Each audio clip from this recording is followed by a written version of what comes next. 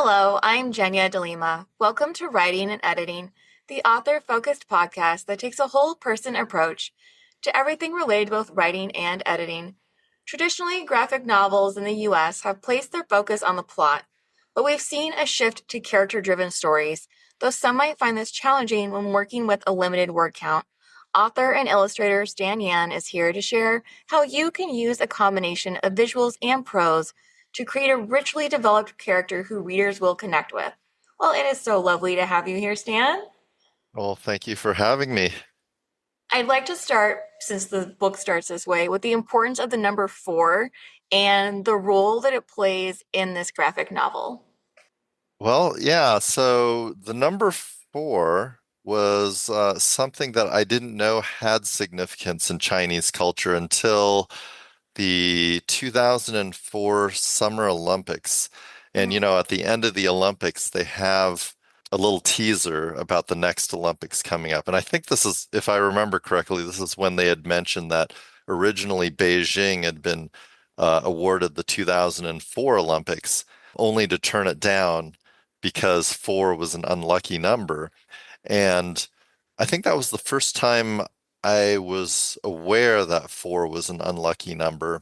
And later on, I became aware that at least the Cantonese word for four, say, is a homonym for the word for death, say. Yes. And I'm like, oh, well, yeah, no wonder it's an unlucky number. Because pretty much every other number seems like is a lucky number in Chinese, except for the number four. And so this was something that I decided to use for my book once I decided that, yes, my protagonist, Eugenia, needs to be Chinese American. And so I made her birthday land on the date April 4th or Mhm. 4/4.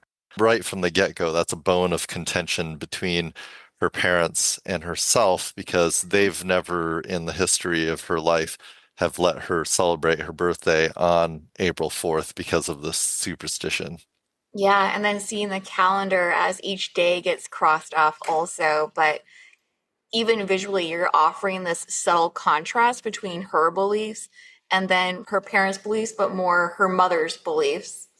Yes, yes, absolutely. I mean, I don't really get into dad too much. He's just kind of a passenger on this train. Yes, he really is. I He's think one of just his trying only to, lines is "Good question for your mother" after.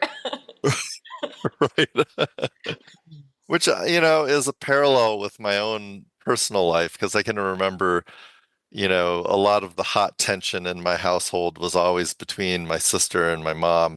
And my dad was just trying to make his life as low conflict as possible. And so I kind of made the dad's character kind of be like my dad, at least growing up. I I think think he's still like that right now. I think that helps too because I think if both parents had had that same level of intensity, it might have almost felt overbearing or like there's no respite within this household of let me go to the parent who's maybe a little more laid back or doesn't care quite as much, even if they're not actively doing anything, just that presence alone can help calm down a little bit. Yep. Yeah, I agree with that. Yeah, so what are some of the other ways that you showed some of the different ways that they view the world? One of the things that I did subliminally all the way through the story was when Eugenia falls into this vision or dream of her impending doom. I use color Mm-hmm. to represent that she feels like this vision is a threat to her or something that's scary because it's red, but red, in American culture is a warning, like a stop sign is the color red for exactly that reason. But in Chinese culture, red is a color of good fortune, but Eugenia doesn't see it that way, having grown up here in America. Mm-hmm. And so a few things that I don't mention in the book, but like if you ever go to a Chinese wedding, the wedding dress isn't white because white is bad luck, because white is the color that you wear to funerals. Mm-hmm. And so the Chinese wedding dress is typically red. Are there other ways that you used color throughout to subtly share some of these other messages? I think that's the main one. I mean, for me, I worked with a limited color palette just because number one, it was easier. And, Truth and comes number out. two, yeah, just because I gravitate to books, illustrated books and comics that have a limited color palette. And so aesthetically, it's something that I really like. So, from a cultural standpoint, I did actually, when I was creating my color palette, I Googled Chinese color palettes and Oh. just grabbed things. So, I personally don't feel like I'm a master of colors at all. So that's my cheat. I I mean, never the other way learned that that. I like to grab palettes is like I have this collection of things that I save on Instagram of art that I love. That's exactly what the folder name is called, art that I love. Oh, And nice. oftentimes I'll sample color palettes from Instagram, but I didn't do that for this one. But that's something that I definitely do for other pieces and upcoming books that I'm working on right now. As I was reading it, I wondered if you had kept the age range of your middle grade audience in mind, that maybe this would feel more mature to them than a picture book, which maybe they've fairly recently graduated from, where you do see a broader color palette generally or starker colors being used. I mean, that is a part of it. I mean, I think that a lot of the graphic novels that I love are actually very monochromatic or only have a Mhm. spot color. And one of the things that had been made fairly clear to me by agents and editors that I had talked to, as well as people at children's book conferences that were on faculty, is that for this particular age group and younger, using as many colors as possible was always something that they tried to do. And whenever you limit the color palette, typically that's something that you'd see for more adult or young adult audiences. Mm. And so I kind of went into this, with a limited color palette, but a little bit wider than I would be using if I was just doing something for an adult audience. Yeah, I was thinking too about the use of red in her dreams, for instance, but we see those spots of red just on her clothing and her nightgown and throughout her bedroom, but they're this really soft, muted red that almost blends into like a salmon pink versus the Uh-huh. dreams where it's very vivid. Right. And there are a few things like all the way through her waking moments where I'm just placing red to guide your eye or as a little bit of a hint or maybe a Mm. red herring, Oh, pun intended. no, that's good. So like, her best friend Keisha, who's the one that clocks her in the head and, Yes.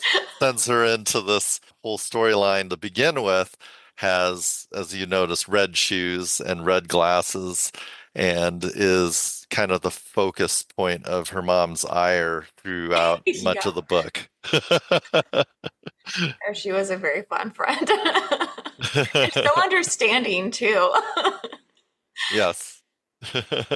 Well, speaking more about the character, what steps did you take to develop Eugenia before you began to write or draw the story?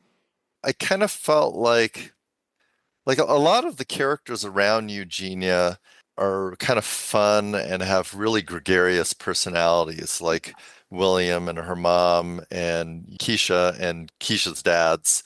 And I felt like Eugenia and a lot of my main characters in my stories are just kind of like they're a little bit more neutral. They're almost just like bundles of anxiety and worry Wow, about what relatable. everything kind of means. So she doesn't have necessarily the outgoing personality, although, throughout the story, she's trying to kind of exert her independence. Hmm. And as you can see right from the beginning of the story, it's not something that Keisha is used to, but Keisha likes it. Yes. Yes, she's She's like, very oh, yeah, you're supportive. coming out of your shell. Yes, no, she's exactly the kind of best friend that I think a lot of people wish they'd had at that age and wish they had now. She's just unconditionally supportive, and whatever it is that you want to do, whatever it is that matters to you, I will aid you in whatever way possible. And Right. even when it's almost she needs to take that step back for her friend to do whatever they're doing, she's willing to do it.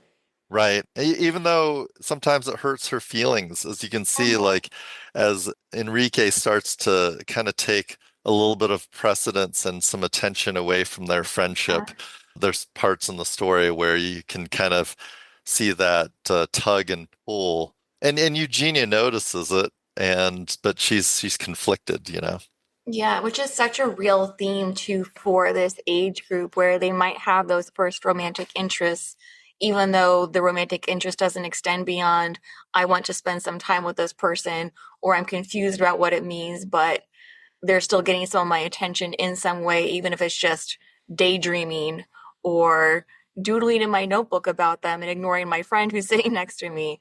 Yeah, so I think that I can see a lot of kids really thinking from either side, both what it's like to be on the outside while watching their friend drift over to this other person, or being the friend who has that new center of focus. Right. I don't think that ever really goes away. Even as adults, I see that happening to us. No, it might just be a little more raw and confusing at that time, just because you haven't ever experienced it before and you don't have the language yet to identify what is happening and why do I feel this way. You just know that it is. Right, right. So, moving to the illustrations, how did you use those to give the readers a better understanding of each of the characters? And I think we just talked about this a little bit, but I'm not sure. I mean, I feel like we had talked a lot about the colors and how we use colors. So every once in a while, I'll kind of, push a filter on top of a color to emphasize, when Eugenia's feeling anxious Mhm. or if she's feeling scared or frightened. There's a lot of different ways that I do that. Facial expressions, I've always been really conscientious of facial expressions just because even as a little kid drawing my own comics, my major influences were in the newspaper comic strips. They're really good at making, Garfield or Calvin and Hobbes very emotive Mhm. with their faces and with their body language as well. So I think that, I've done a lot of work through the years in kind of marrying the two together. And I teach art classes. I teach sequential art at the Rocky Mountain College of Art and Design and helped to co-found the cuttlefishacademy.com, which is an Nice. online kidlit art school where the classes that I teach really focus quite a bit on visual storytelling and how to, think about body gestures and facial expressions. And then, of course, ideally, you can tie those together. But Mhm. every once in a while, you've got a character, maybe like a robot like Wally or something like that, where you're very limited on how you can make that character emote. So being able to have all of these tools in your arsenal are helpful in getting something to emote. So like there's a couple of places I believe in my book where maybe I only have like a silhouette or something like that, but you can kind of still tell what is happening in it or what Yeah. the character is feeling. And maybe just the fact that I introduced a silhouette instead of having a fully rendered illustration, helps to convey that emotion as well. So Yeah. I'm not going to get into it too deep. Now, I did have two moments that I thought of as I was coming up with this question. And the first was mom when she's chopping in the kitchen, and how you can see Oh, that yes. chopping almost just become borderline violent from I'm simply making dinner to you can feel mom's emotion just with how she's treating the ingredients sitting on her cutting board. And then That is from my childhood. So yeah, I mine that directly from my childhood because mom didn't have to say anything. You knew exactly how she was feeling oh yes. just based on how she was preparing dinner. Yeah. I think there's even chop written in big letters on one of them with the cleaver coming down. Yeah. Yeah. You can And feel that's like a good example of how you can use, the rhythm, the visual rhythm of just like how many panels you're using, how much you're dedicating to certain things, Mm, even if you're throwing the sound effects out the window or whatever.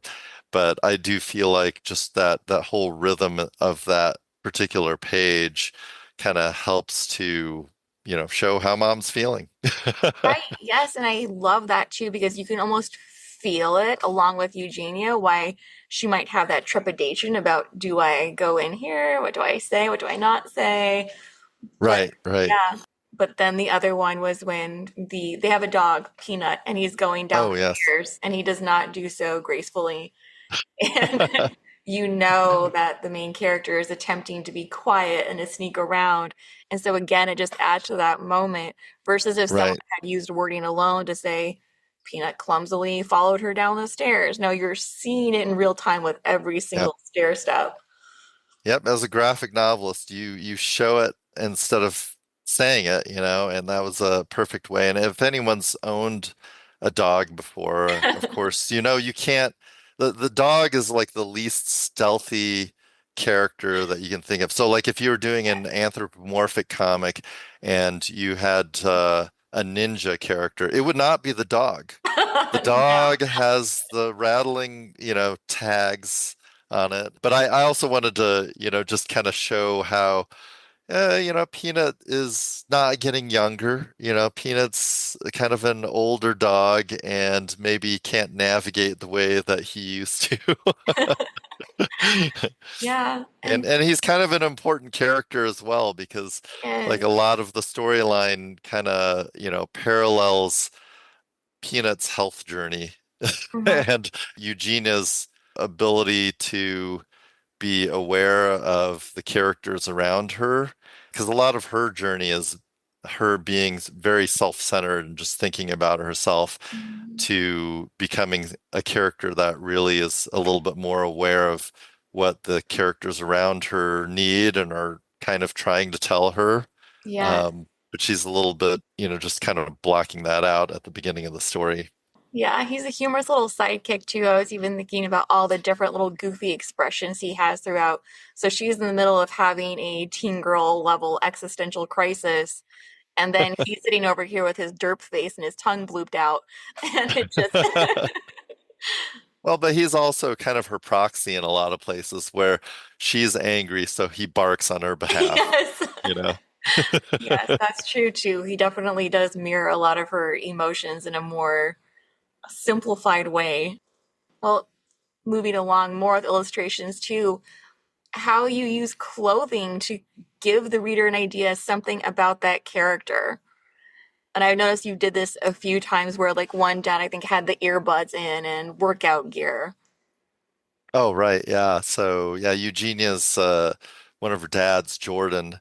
Well, and then also I think at the beginning of the story, her brother William has the earbuds in as well. And I think, that kind of as I'm drawing the story, I'm trying to create a scene and what's going on, It's not really important that Jordan has just come back from a workout, but that kind of is something I'm thinking about as I'm writing the story. Well, what is everyone doing in their lives at that moment? So at the end of school, what is Jordan doing or what is Brad doing? Because in my mind, and I don't know if I made it abundantly clear, they kind of work opposite work shifts. And so when one of them's awake, the other one is going to sleep, or one of them is home from work, the other one's just going to work, which, a lot of people have in their lives. So I wanted to kind of reflect lifestyles that a lot of people can identify with in their own lives. Yeah, or even mom moving to put an apron on versus not wearing the apron. You're giving these shifts in scene and momentum and action without ever saying anything. Yeah, yeah. So I don't know if I really, thought of it explicitly that this needs to happen, but I'm just trying to kind of walk myself through days and people's lives and what they would be doing. So what would they be wearing at this point in the day when this is happening, just to kind of lend a sense of authenticity to the story. Yeah.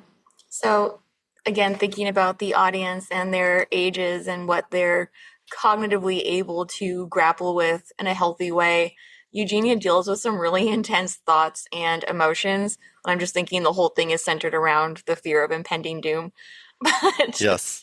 do you think that this graphic novel format makes it easier for readers to read about heavier topics? I think it could. I mean, because like one of the things that my editor made clear up front after they acquired this book was I mentioned death quite a bit, and they made me change that to doom. So the fact that you said doom is exactly what we changed it to. But, didn't mean that I couldn't show a lot, but in the process of doing this, I wanted to make a scary story. Mm, But I did feel like, in my opinion, a lot of comics just didn't do it for me. They didn't scare me the same way that yeah, movies or novels did, because with novels, my visual imagination does a lot of the heavy lifting. right. And with movies, you've got audio, Mm-hmm. and the editor gets to make you watch that movie at the pace that they want you to. Mm-hmm. And with comics, it's almost too much visual information because, oh, I would imagine the monster was scarier than that, or too little because you don't have audio, or you have challenges like you need to make the reader know what happens between the panel border, or, where the panel border is. And then you've got things like, okay, well, you're showing all this stuff and it's static, so what's to keep someone from jumping to the right page and seeing a Right. surprise? So those are things that I had to think about. And so, I felt like, well, a long time ago, movies didn't have all the CGI and special effects, and so they still had to make you scared without, having the benefit of showing you, oh gosh, that's just a rubber monster or what, Right, And exactly. That's the so, like importance version with a lot of of Hitchcock movies, for instance, a lot of stuff happens off screen, yeah.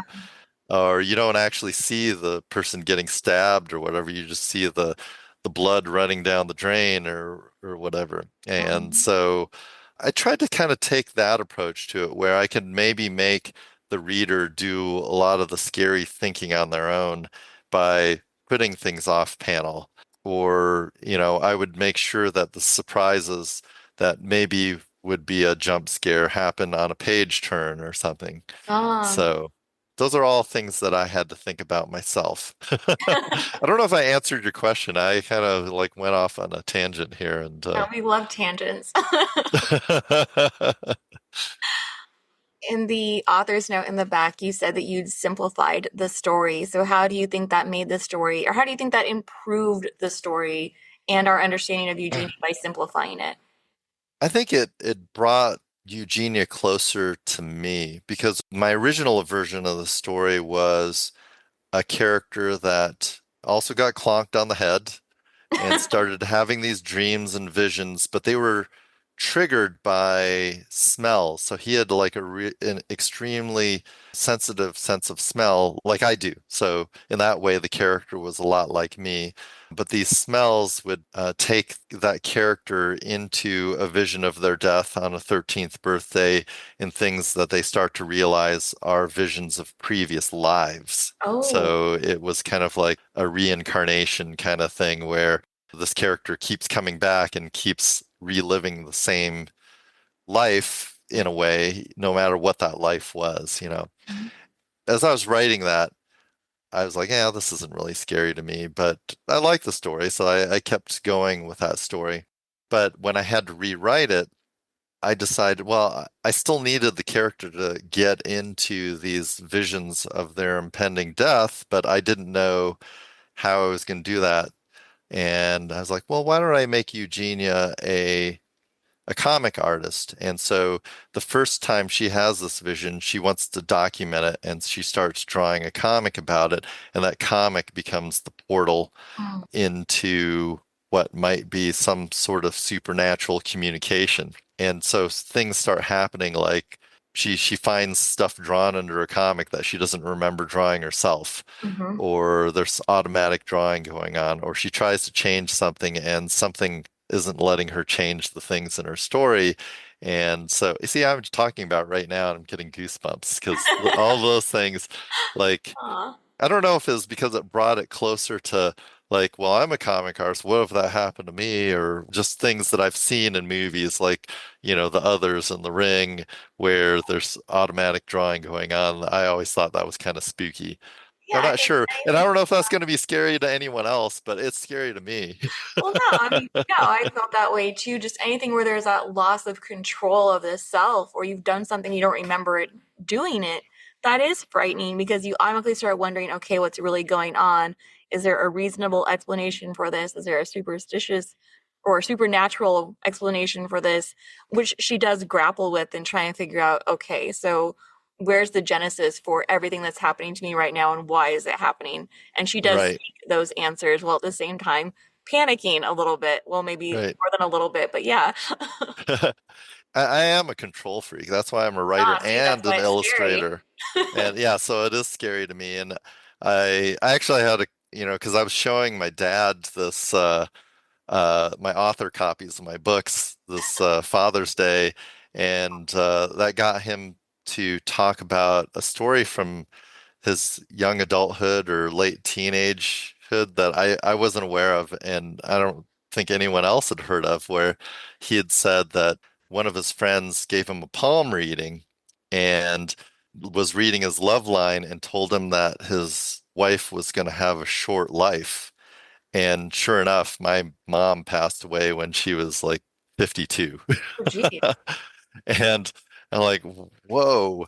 Because in the story, Eugenia's grappling with understanding whether these visions are a premonition or not. Hmm. And so, like, the fact that, you have a fate that you can't control is kind of a scary thing too, you know?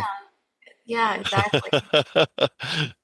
Especially when you have this distinct idea of where you would like your life to go and think that you're doing everything you can to reach whatever that goal is, only to feel like you're seeing setback after setback, or maybe you will reach that goal, but you'll no longer have control over how you reached it or even what kind of work you're putting out to reach Right, right, exactly. it. This isn't what I created, but well, in the back of the book, you also include rejected cover concepts. So Oh, why, yes. yeah, so why is the cover also a crucial part of telling the reader something about both the character and the story? And why did the four in the back not quite work?